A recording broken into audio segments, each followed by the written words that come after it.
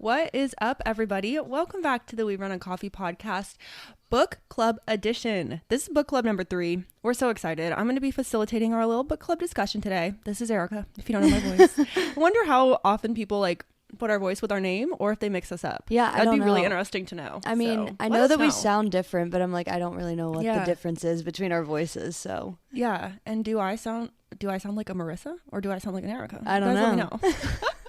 That's funny. But anyways, we're so excited for our book club today. If you guys don't know, this is actually our 3rd book club on the podcast. So that's a little crazy. I can't believe that, actually. And we already have our 4th one planned. So I want to shout it out right at the beginning before I forget, because you all can join our book club and read and come with the questions, comment on our Instagram, chat with us, whatever. And the next book is Marissa's pick. So we're reading 5 Total Strangers. And I don't remember who it's by. Oh, Natalie Richards. Yeah, I was like, I see it on my bookshelf over there. I was like, can I see it good enough to say? That far?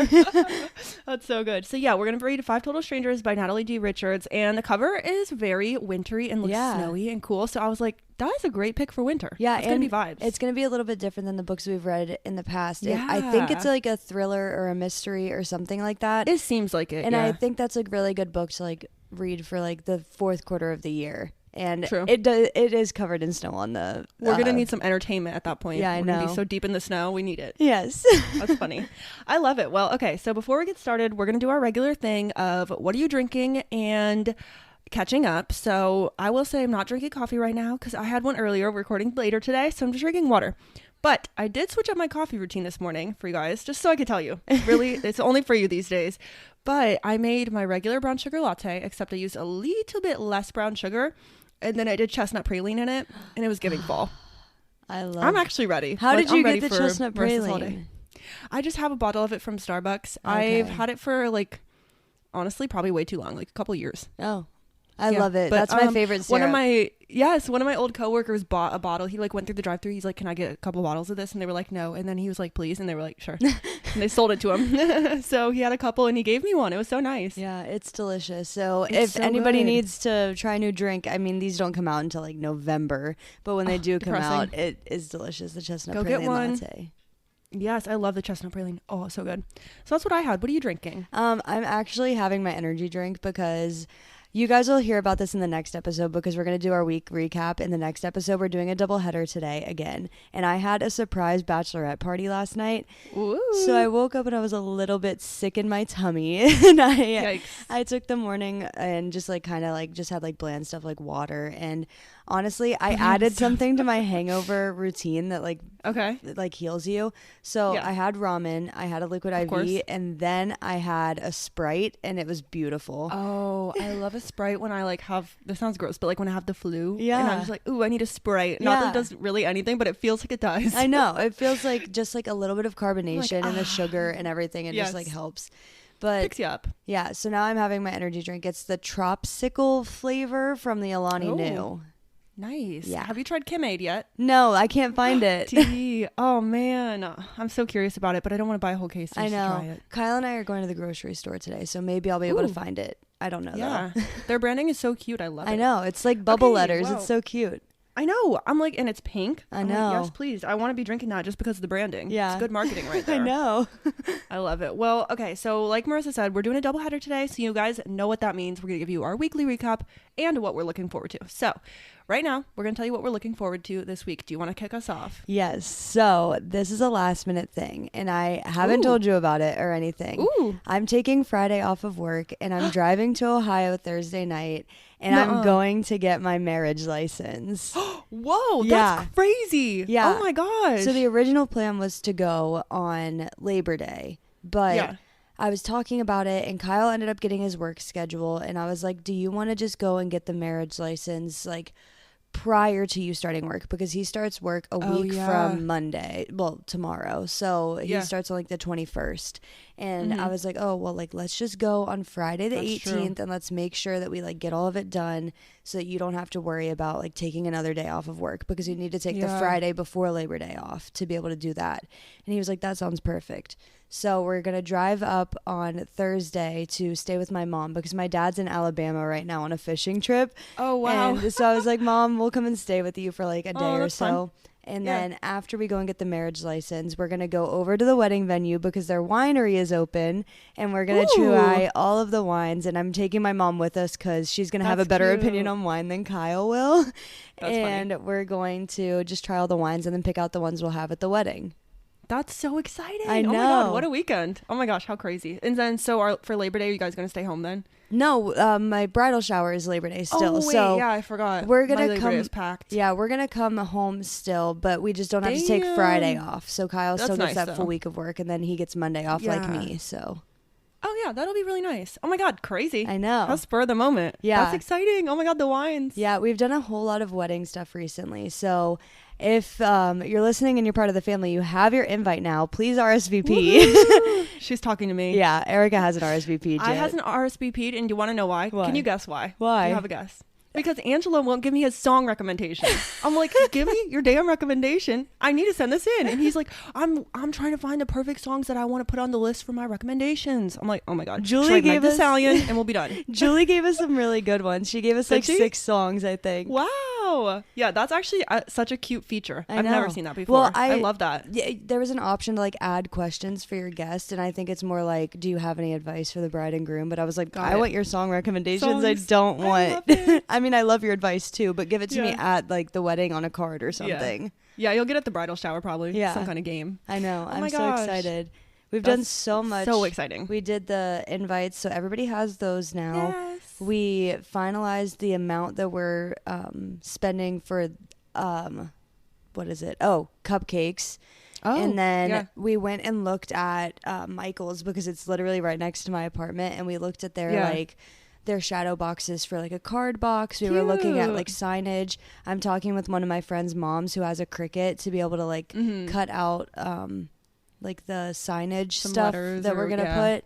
And then what else have we done? Oh, I went to my dress fitting. Oh yeah, I forgot about that. How was that? It was really good.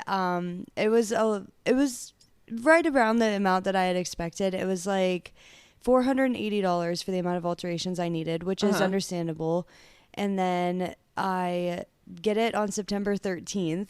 But she told me that I only do the original fitting and then I pick it up. I don't get any fittings in between. And she was like, don't lose any more weight. And I was like, I'm training for a half marathon. Literally, like, yeah. And I was like, I was asking the guy when I was checking out, I was like, is there any way, like, if it doesn't fit, like, we can do something? And he was like, well, we have a month. We would prefer you don't have to get anything else done. But if it is something, we hope that she can do it in, like, studio or, like, in-house that day. And I was like, okay, hopefully it's so fine. Frustrating, though, because it's like no normal person stays the same weight for a whole month. And even if you don't do anything, like that's crazy. I know that's so weird to think about. Yeah, I don't know, but it's gonna be like the episode of How I Met Your Mother when Lily won't fit into her dress. That's literally gonna be me pounding chocolate cake trying to fit into this dress. Oh my God! Because I pick it up. You're like, we need 24 more cupcakes. No, I need them for myself. I pick it up 4 days before we run the half marathon, so I shouldn't theoretically lose any more weight after I pick up the dress. Right. But I can't promise that I'm not. No kidding. I'm not going to lose or gain any weight. Yeah. Yeah. Oh, that's wild. Well, that's exciting though. Yeah. Fingers crossed. I think that's everything that we've done for the wedding planning. There's probably more, but we have a wedding episode coming up. I've started laying out the budget of everything so that we have all of like the actual stats for you. Oh, I love that. You guys know we love financial transparency here, so we're going to be doing it. I'll tell you dollars, cents, and everything, even up to... Oh, we also booked an Airbnb in Rome for the one night that we're going to be there before we board the cruise. That's really exciting. Yeah. Oh, my God. Wow. Okay, I'm done. You guys, I need so many pictures from this freaking honeymoon. I cannot wait. Okay, it's your turn. I'll stop talking. This is... No, it's good. I love it. We haven't talked in a while, you guys. We've been doing this new schedule, so we always have more to catch up with. I'm looking forward to this week. So tomorrow is mine and Angelo's home ownership 1-year anniversary, which is very cute. So I didn't even have it in my calendar or think about it. And then the other day I was just realizing like, oh my God, we haven't even been here for a year. And then I decided that was a perfect excuse to go to Texas Roadhouse because that's our guilty pleasure place is Texas Roadhouse. That's so funny. Yeah, it's so kind of random. And like, I don't even go for steak. They have this lemon chicken that makes me want to die because it's that good. Like it's the best chicken of my life. So it's a perfect excuse to go get rolls with the sugary butter and my lemon chicken, and it's going to be so fun. So we're having a little anniversary of our house dinner. I love that. I am so excited. We're having an Only Murders in the Building premiere watch party with Angela's mom because we love that show, and the second season just came out. I've never seen it.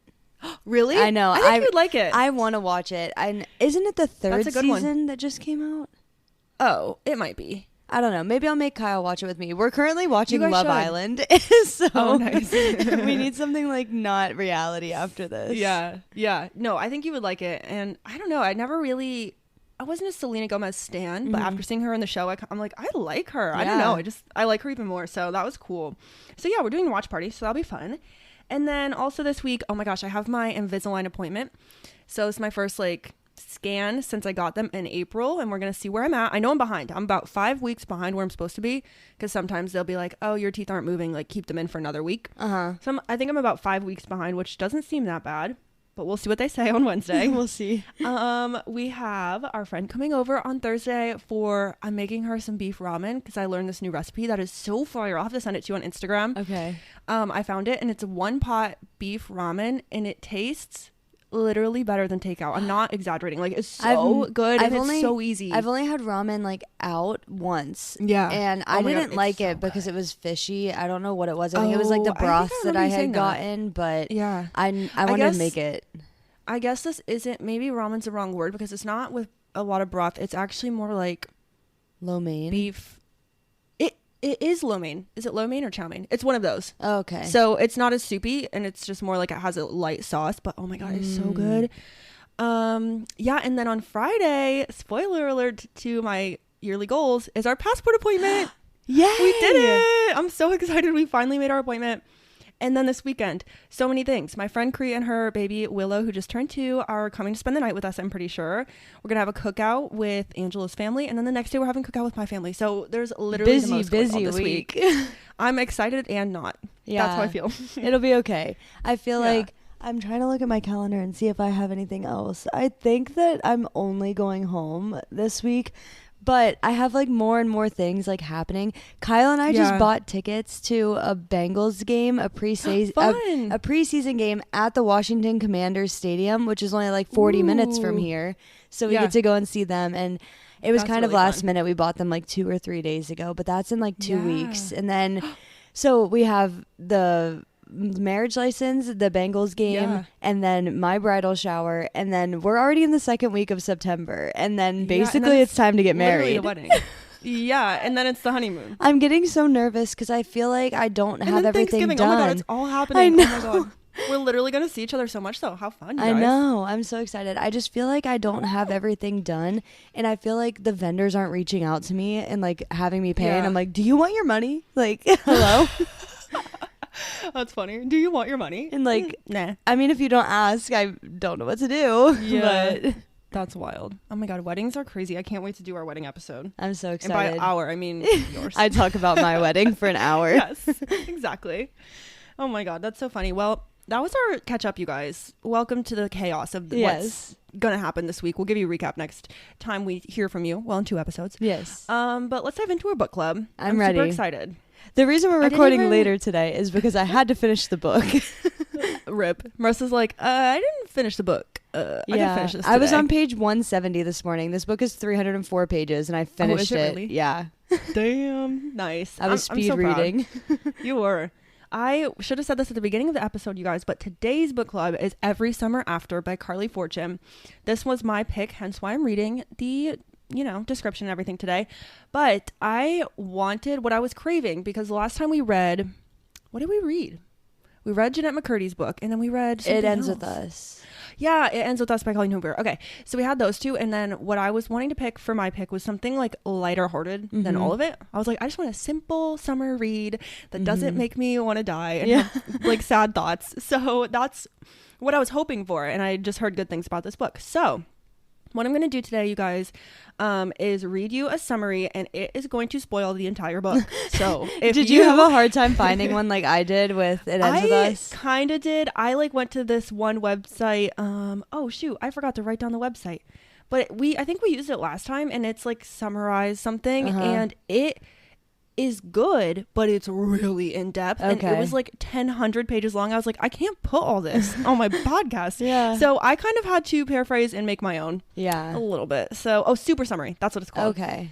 So, I winged it, you guys. But this is a huge spoiler. So if you haven't read the book and you want to, this is your chance to leave, okay? Go to next week. Come back later when you finish the book. And if you just want to follow along with us today, I'm going to tell you all about what we read. So let's get started. First thing, I used Bitch Bookshelf, which is a great name. I love that.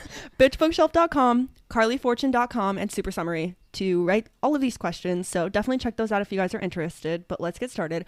Also, before I start reading, because I have to say this, I was today years old when I found out how to pronounce her name. Her full name. I mean, I gotta look at the book. It's sitting right here behind me. Yeah, I'm gonna let you look at it. Maybe it's on the back. I have it sitting behind me too, and I want to see if I can get what you thought it was. Yeah, it's on the back. Oh, wait. I guess I'm confused. Whose name? Because she has a nickname, Percy, but that is her full name on the top Persephone? line. I was literally calling her in my head Persephone. Persephone? I'm like, what kind of name is Persephone? I've never heard of this. Yeah, it's Persephone. You never heard of the name Persephone? No, what? Never. So then I Googled it this morning just to make sure, you guys, before I came on the podcast, and it was like Persephone, and I was like, huh? You're like, good thing I didn't say Persephone. Yeah, it's way prettier than Persephone. Okay, here we go. And scene, you guys. I'm going to read this really long summary that I wrote, but I hope it gives you guys a good, round out discussion point. So let's go. Persephone. Not Persephone. Percy is her nickname. Percy Fraser gets home from her friend Chantel's party a little drunk and with freshly cut bangs, which are the result of her recent breakup with her boyfriend, Sebastian. Although it was her longest lasting relationship at 7 months, the breakup had not affected her much. Percy started dating Sebastian after a string of meaningless flings. She thought that she needed to date someone seriously at the age of 30, but she never really felt attached to him. There had only been one person Percy had ever cared about, but he's long gone from her life. Okay, so that's background, you guys. That's where we started. Yeah. So Percy receives a phone call, and at first she thinks this caller is Sam Florick, the boy she fell in love with as a teenager, as the voice transports her back to when she was 13. However, it wasn't. It was Sam's older brother, Charlie. It has been 10 years since Percy last saw the Floricks, back when they used to live next door to the cottage that was owned by her parents. Charlie informs Percy that his mother, Sue, has passed away. She had cancer and was sick for a while, and Percy is overwhelmed. She loved Sue and used to dream that Sue would be her mother-in-law one day. So that is the present day 30-year-old Percy. That's the background we get. And then the book kind of goes back and forth. So it goes from present day, where she's 30, to being Summers. being a kid in the summer. So it'll go back to like when she's 11, then 12, then 13, and it goes back and forth, which I will pause here to get your thoughts on this, but I usually have a hard time with that. Like I usually get lost somewhere between going back and forth, but for this book, I really liked it. Yeah. I think it's because it didn't say like 1995. Like I hate when it throws years in there. I get so confused. I'm like, I'm lost, but I liked the back and forth. Yeah, I think I liked it on this one as well. I think that it was helpful, kind of like this is similar to like Where the Crawdads Sing. Oh yeah, like that one does. I forgot about that. That one does like the timeline, but it's like it's two very specific timelines. Like one, she's going back for the funeral, and then the like back in time ones is she's going to her summer house. So it makes sense and it's to very me. Beachy and just nostalgic and feeling good, and it was just very clear. Yeah, I feel like I thought it's so It's too. either summer beachy or it's Percy living in the city. Yeah. So at this point, the book kind of gives us Percy and Sam's history. I'm going to go really briefly through this, you guys, because you have to read the book if you want all the details. Yeah. But it gives us their history, the way that they met as kids. They spent every single summer together when Percy's family would visit their summer house, which was neighboring to the boys' regular house. So, long story short, throughout the years, they grew up together as best friends. They slowly fall in love. What else could you ask for in a good summer novel? Of course. I love it. So eventually they begin to date, and everything seems kind of like a fairy tale until Sam starts to go to college and strings Percy along while she's there. When he finally tells her she wants a break, she was crushed. Now, you read this more fresh than me, so jump in if I'm a little jumbled on timeline. But I wrote, long story short, again, Percy spent a day with Charlie trying to cheer her up because Sam kind of broke her heart, stomped all over it, as he kind of does throughout the book, because he's just a little bit different with emotions than you would hope he would be. Yeah. So Charlie, the brother, spent a day trying to cheer her up, took her to a drive-in movie, etc. And he did more than just cheer her up because they ended up sleeping together. I love how you said that. He did more than just cheer her up. The delivery, he sure did. He sure did. When the families got together that year for Thanksgiving, then Sam came home from college to apologize and then proposed to Percy, asking her to marry him. Percy had to say no, considering what she did with Charlie. She didn't want to tell him because she knew it would break his heart. So I'm going to pause there. We're flipping back to present day, you guys. We're almost done. In present day, when Percy visits for the funeral, she meets with Sam as adults. And after having ice cream, Sam invites Percy back to his house for a drink. Percy hesitates. She does not want to go, but she's still unprepared. She wants to go, but she is still unprepared to tell the truth about the past. So she obliges when he insists. Sam pours out a drink, admitting that having Percy here feels like he's been punched in the heart. Percy wants to make things better, but she doesn't know what to say, so she asks Sam for time, and he assures her that they don't have to talk about it right now. Moving a little bit further in time, Sam comments on Percy's bangs, reminding her that she promised she would never get bangs again. Percy confesses that they're breakup bangs and that she was recently dumped. She's not sorry, though, as he wasn't the man for her. I thought that was worded so funny. Their conversation's interrupted by a tall, blonde, elegantly dressed woman who arrives at the house. Sam introduces her as Taylor, his girlfriend. Pause. I thought all that happened in the bar, but Super Summary said it happened at his house. I don't know. I'm a little confused. I feel like that. it did happen at the bar because I think that... I'm calling it it happened at the tavern. Yeah. Okay. That's what I thought. So. It did. Super Summary was wrong. Super Summary. Warning. Might not be accurate. No, it's pretty close. Okay. Percy brings up...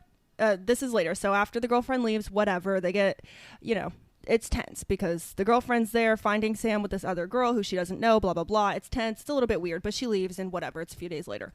Percy brings up Taylor and asks who Charlie is seeing now, the brother. To Percy's surprise, Charlie angrily says to Sam, "You've got to be kidding me." However, Sam signals to Charlie not to say anything further, and Percy goes to wash the dishes. When she returns, she overhears an argument between the brothers, and Charlie leaves, promising Percy it is not because of anything she said or did. He just has to go have his other plans for the evening. Percy queries why Charlie didn't look her up in Toronto, and he admits that he didn't think that would be a good idea. He promises to save her seat at the funeral the next day because he could really use a friend. Sam will have Taylor. After Charlie leaves, Sam insists that him and Charlie get along much better now than they did as kids, though Charlie still knows how to push his buttons. He also reveals that he has not been sleeping much recently with all the stress, and in the basement, Sam shows Percy a cardboard box full of the horror movies he bought in college but never watched with her. An important detail to include, you guys, but you have to read the book to understand why I ain't giving you it all. Okay. More time passes. We're almost done, really. Sam assures Percy that him and Taylor are broken up for good, and after the funeral, Percy tells Sam about what happened the many years ago, and to her surprise, Sam had known the entire time because Charlie had told him what happened, which is pretty crazy. And after all that, okay, all things forgiven, we're skipping a lot here, but Percy decides to propose to Sam using the ring and box he made for her, which this is a part I literally forgot until I reread it today. Yeah. And I wrote, "They lived happily ever after, question mark. Question mark. We don't know. It was a cliffhanger at the end. I'm like, is this a... It was. Is this like her hoping for another like signing? Like she could sign for another book? I want one, but I'm not hopeful because I started looking up her other books because I'm like, I liked this book personally and I want to read more, but I didn't find any news of a sequel, so I was kind of sad. Yeah. So I have discussion questions, but before we get started, I want to know your thoughts and your rating. I think that maybe it's like different because I read it basically all in one day. I mean, like I read half of it today, but I think that it was like a 4.5. I would say. Nice. I wasn't able to predict anything. Like when she said that she had slept with Charlie, like he was always so flirty and like I could see him like kind of like, I don't know, just like always like egging her on, I guess. Yeah. But he always knew that it was like Sam's girl. I didn't think like Sam was really weird. I thought like he was a respectful guy, and yes, he was like a little bit weird when he was like timid. He was timid, and he was kind of a little like extra possessive, I guess, but that's just because like he knew what he wanted in Percy. Yeah. And I liked the storyline. I thought it was so cute. And I was like, I want a summer house in a cabin in Canada somewhere. I know. Yeah, I guess we should have said this book set in Canada, which I thought was actually a really nice change of pace. Just I feel like I'm always reading like from American authors pretty much. So that was kind of nice. It was so cool. But I love it. Yeah, I think a 4.5. What did you say? Okay, I didn't rate on Goodreads yet, but I will after this, you guys. On the Goodreads scale, I'm giving it a 5. Which I'm pretty surprised about, but I really liked it. I felt like it was just easy to read, easy to follow. I liked the story. I also didn't feel like it was super predictable. And also, it was so nostalgic. I just loved it. I was like, oh, I feel so warm inside and like summer. I love it. So I'm giving it a 5 on my Goodreads scale. However, if you're listening to this, please join our book club on bookclubs.com. There's a link on our Instagram, and on there we can all rate the book, and it'll like give us an average rating of everyone in our club, which is kind of fun. So on there, when I rate after this, I think I might give it a 9 out of 10. Okay. It was almost perfect. Yeah.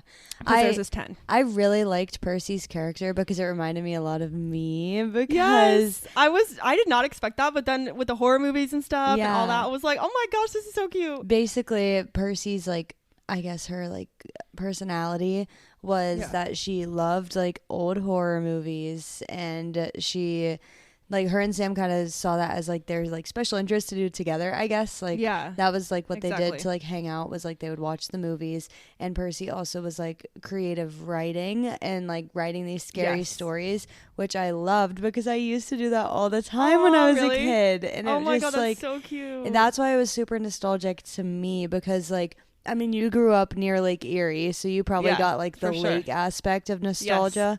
But I was like, that was me as a kid. Oh my God, that's so cute. I love that. Wow, Marissa is the main character. Yeah, you heard it here first. We knew it. That's so cute. Oh my God, I love it. Okay, well, I'm gonna dive into the questions and we can get started. Okay. So, these two first questions, I feel like they kind of go together similarly, so I'll say them both. So the first one is that Sam and Percy are sort of fast friends. What do you think each other gets from their relationship? And then also with that, it says, why are both Percy and Sam's parents a little hesitant about the intensity of their friendship and romance?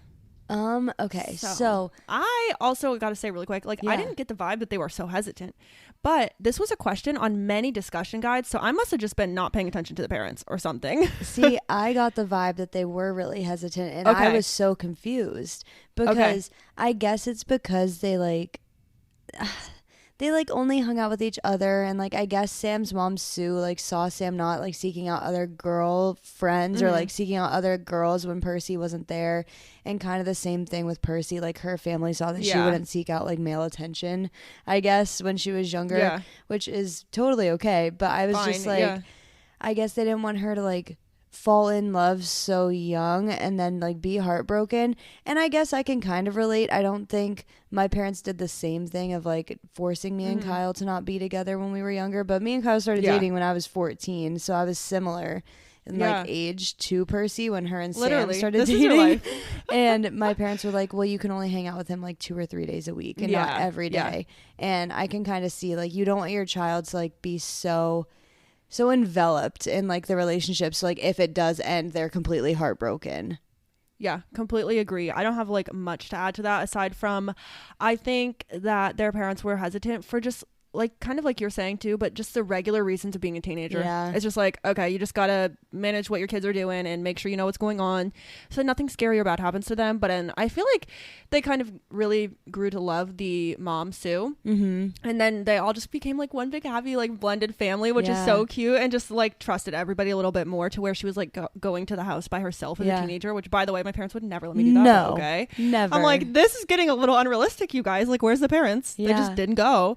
So that was weird, but I agree with you. And then also to answer like what I think Sam and Percy being fast friends, what they got from each other, I feel like, but the answer to both questions is kind of the same.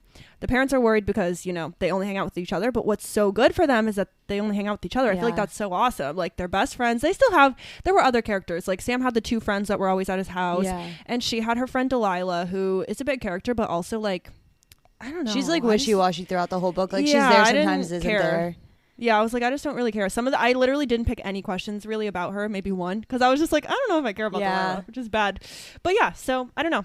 I agree. I think that they were able to get like a sense of like trust, I guess. I don't think that there was like necessarily any parts of their personality that like they gained from the other person. I guess Sam was like a little bit more shy, so maybe Percy, or I mean, they were both a little shy, so I guess they both like being with each other and like becoming friends, like it helped them kind of break out of their shells a little bit, and then like having that sense of trust. And like, I mean, Percy only shared her writings and her love of horror movies with Sam until like the one time with Charlie, but she like never shared that side of her with anybody else, and I think that was really interesting and kind of fun. Yeah, actually that reminds me too that what Sam motivated Percy to do that was really cool was like the swimming and going on the runs. That was really cool in the story too. Like I kind of forgot about it for a minute, but I'm like, what did he do for her? And it was like he really made her believe in herself and like motivated her so that she could swim all the way across the freaking lake every year. Like once a year her whole family would come out and she'd swim the entire lake because he helped her like learn how to do it. Yeah. So that was cool. I think that is really cool. And it was a little bit like weird at first because I was like, well, why is he like forcing her to do like physical activity? Yeah. Because like he like going on the runs and was like, Percy, go with me. And she was like, I literally hate running. And she like never like worked out before, like and never talked about that. But then she was like, I want to prove to myself I can swim across the lake. And I was like, okay, literally, cool. Let's go. Go off. I know. I love it. Okay, so Sam and Percy's romantic relationship began when they were very young, as we've talked about. Do you think it would have survived had they not broken up like in the middle?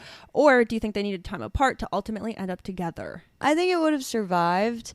Again, just relating myself to the main character. Yeah. I mean, Kyle and I, like when we were in high school, like we got in arguments. We like had little breakups or whatever because it was high school.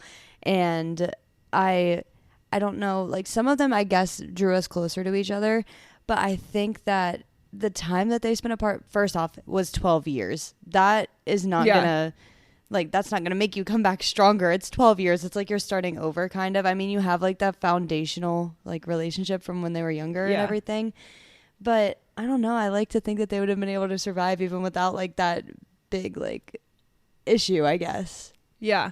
Okay, so my thoughts were the opposite. I feel like it was so good, but I actually thought of it in a different way than you. I was thinking about if they didn't take their break in college when he like went for Thanksgiving or whatever. And were you talking about that or were you talking about like when they were in their 30s? Because they did break up for like however many years and then they were in their 30s and then they came back. Yeah. But I don't know. Either way, I was like, I think they did need to break up. I hate to say it, really? Not break up, but have a break. But I feel like they both like learned their respective things in that time that they needed to know. I mean, she didn't need to sleep with Charlie. Like I could have done without that part of the story. But I don't blame her. It's okay that she did. I feel like they both like learned a lot. So I wouldn't have wanted to read it a different way just because it was so good. But I hear both. I mean, both sides. I like having like the little like piece of, I don't know, turmoil in the relationship. Like it makes the love story a little bit more interesting that they were able to come back together at the end. But I don't know. I think like he was like just trying to, I guess, find himself. And like if he was with Percy the whole time, like he would have had somebody to be like, you are smart enough. You're not just a smart guy from a small town.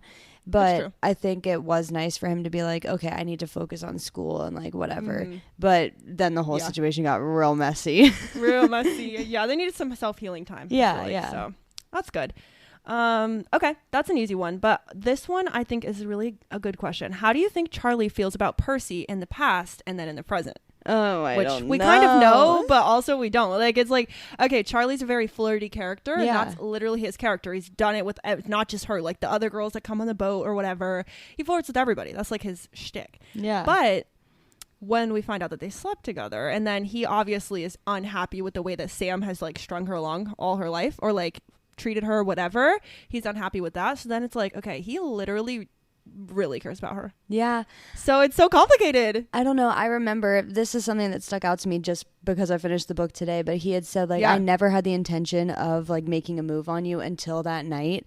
And I don't know how truthful that is because like he always was messing like around with her head and being like, you're so sexy, Percy, and like I don't know, just like being hyping crazy. Her up, and like being the older guy and like I don't know, like like brothers fighting for girls and whatever, like it's kind of like funny. A big stereotype. So I was like, I don't know. I think that he kind of maybe had a crush on her and was like, Sam's just got to get his act together and just like love you out loud and not like behind closed doors. And I think he was getting sick of that. And he was like, well, I can show you how I love you and like all that stuff. But I completely agree. I think that that's them as kids. And I think that he genuinely just sees her as a sister as an adult. 100% agree. Okay, I could not agree more. That's exactly what I thought. I was like, I think he always like knew she was an awesome person like as kids and like respected her and was like, wow, she's like a real winner. Like, Sam, you better fucking lock it down because you're never gonna get better.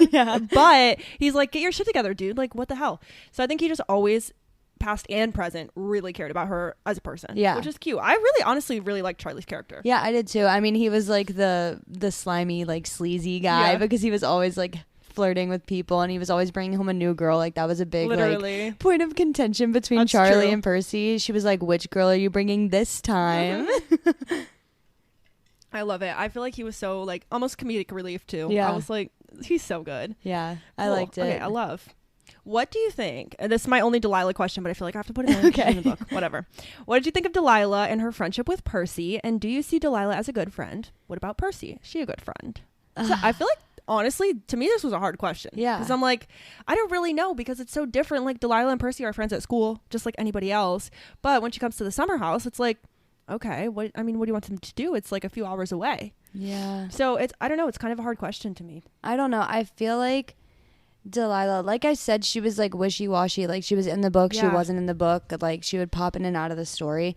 But I kind of think that that's how her friendship was too. I think like sometimes she would be there for Percy, and then other times she would be like not. Like there was one specific time where Delilah came up to the summer house and she was just like flirting with Sam the whole time, and I'm like, that is your friend's boy. Like don't talk to him like that.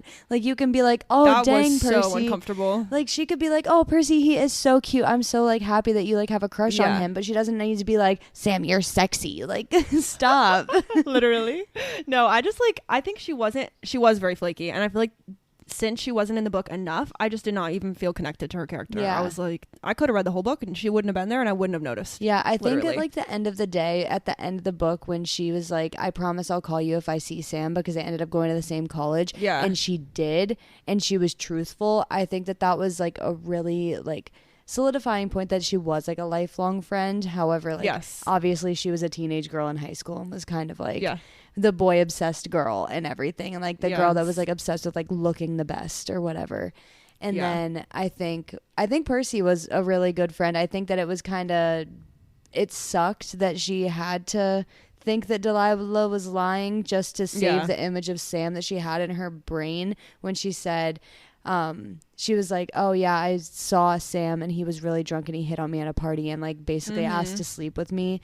And I think that the way that Percy like ended that friendship was just to protect the image that she had of Sam.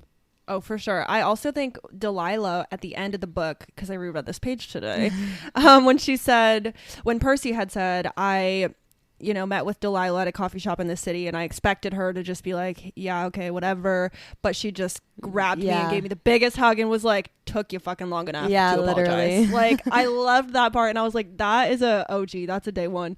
So that made me really like Delilah, but I just wish we got a little bit more of her or less. Like, I'm like, pick one. But I didn't like how she was so in and out. I like how they also like brought it back around saying like that Delilah did just like give her a big hug at the end of the book, because she said, sorry, Percy, I don't want to talk to you until you're ready to apologize. Percy took her time, figured out how to apologize. I mean, it might have been 12 years, but she figured out how to apologize, and Delilah was there and she was like, this is what I said, I'll be here when you're ready to apologize. And she was right fucking there like a day one. I loved that. I'm like, that is such a good like life lesson too. Like, it's never too late. This is like a little unrelated, but like it's never too late to apologize to someone if you have something in the back of your mind and you're like, oh, I wish I never said that. Yeah. Text them, like it's never too late, and what's the worst that's gonna happen? They ignore you. Cool, you haven't talked to them in 12 years anyway. Exactly. Like whatever. But I liked that message, so go off, Delilah. I like that little ending. Okay, a few more questions. So how did Percy's betrayal, if you will, change I hate that they worded it like that, change your opinion of her, and do you sympathize with what she did, and do you think her act is forgivable? I don't like how they made it seem so bad. It's like, okay, they weren't actually together, but okay. I think that the thing that was more unforgivable was not her sleeping with Sam's brother. It was her going to watch the horror movie with Charlie, because that was specifically her and Sam's thing. And I was like, not going to the drive-in. I was like, you're messed up for going to the drive-in and watching this movie. Really funny. What is wrong with you? Oh my God. But that's actually so funny. On a real note, I think that I don't think it was unforgivable. You can't like say anybody's actions are unforgivable. She was in an emotional state. She acted off of emotions purely. And she had also called Sam, and a woman answered the phone and was like, Sam's drunk, work cheering him up right now. And like, you tell me that, I hated that. I'm gonna go and do something silly too, just like she did. I don't know. I agree. I feel like I just hated the whole part of the book. Well, I didn't hate that part, but I hated him being at college and being like annoying and being like just distant. I hated Sam in that part of the book. I didn't mind, like Percy was fine. I don't like calling it Percy's betrayal because they were on a break and they didn't have terms. Okay, like if they had terms, it would be different. It's not like she cheated on him. Like, that's what I'm saying. He was drunk in a room with a girl. That's all she knew. Like literally. So I think it did not really change my opinion of her at all. No, I didn't even care. Like I was like, that's fine. Do what you gotta do, girl. I mean, some people, you just gotta do what you gotta do. And if that's Literally. sleeping with his brother, I mean, go ahead. Go for it, girl.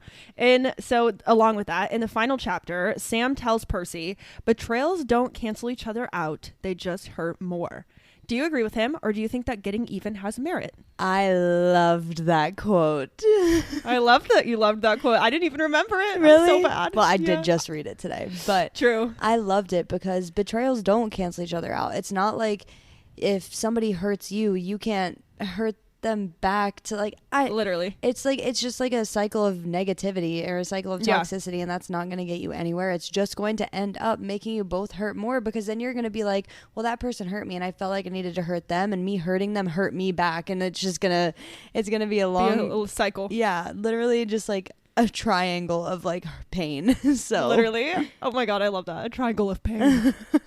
Oh, that's so funny. I agree. I think betrayals do not cancel each other out. And then it asks, do you think getting even has merit? And this is what I'll say, like, sure, it might feel a little better if you fuck something up internally and you're like, oh fuck, and then they also admit they fucked something up. It's like, okay, maybe I feel like a little less bad since we both fucked up.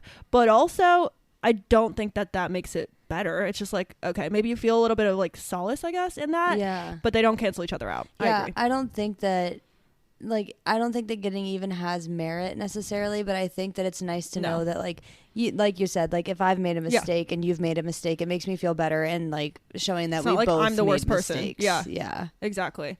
Agree. Okay, I only have one more question. Okay. Woohoo! We don't have to make this an hour and a half, you guys. You guys are gonna be so happy. Like the other two, I think. Literally.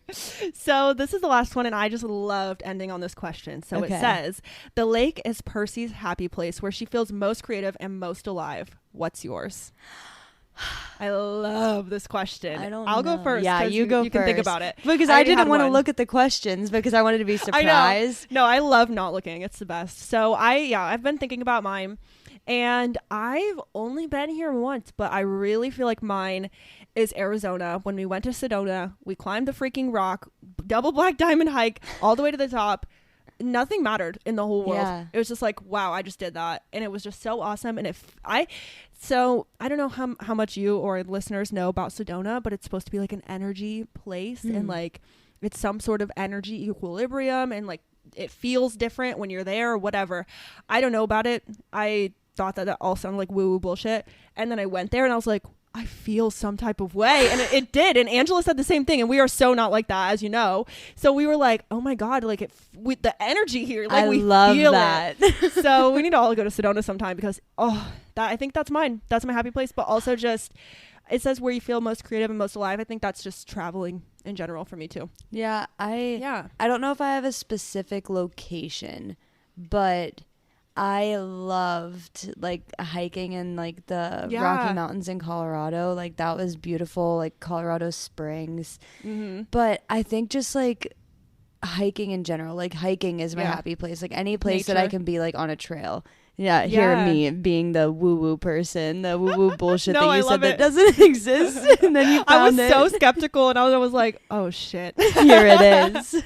Literally. I don't know. I just love that. I like being outside so much, and I do feel so creative. And like another thing that's like a super like big guilty pleasure, and I love that I can do it now because I have a fireplace, is to sit by the fireplace with like a hot cocoa or like a hot tea and like read a book. And I'm so excited to do that this fall. I can't believe I didn't realize you guys had a fireplace. Yeah, right there. We have one too, but we've never used it. Really? Mood. Ours is like a gas one. Is that what yours is? Okay. I don't know how it works. Never used it yet, so I know it works because our inspector turned it on. Cool. I don't know if mine works. Oh my God. Well, I love this book club. I love this book. Now I really do want to read her other books now, just because I liked how she wrote it. It was really good. I was hoping, she has another really popular book right now called Meet Me at the Lake, and I was hoping that was like related, and it's not. It's a whole new story, which is fine. It at the same lake? I don't know. I'll have to check. but it sounds good. So Carley Fortune, guys, check her out. But thank you guys for listening. Yeah. Getting all the way here with us. I love the book clubs. I thought this was so fun. I know. So definitely send us your guys' recommendations. If there's a book like y'all have already read or want to read, we will do it with you guys. Yeah. And we can all, chat together. Join our book clubs at bookclubs.com.